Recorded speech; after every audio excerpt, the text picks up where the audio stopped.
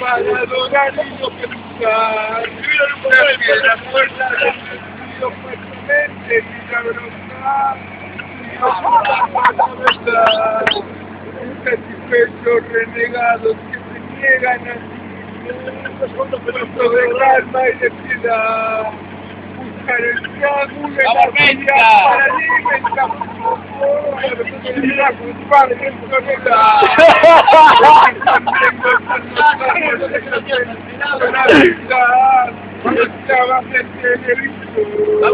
¡Vamos, Hermetica!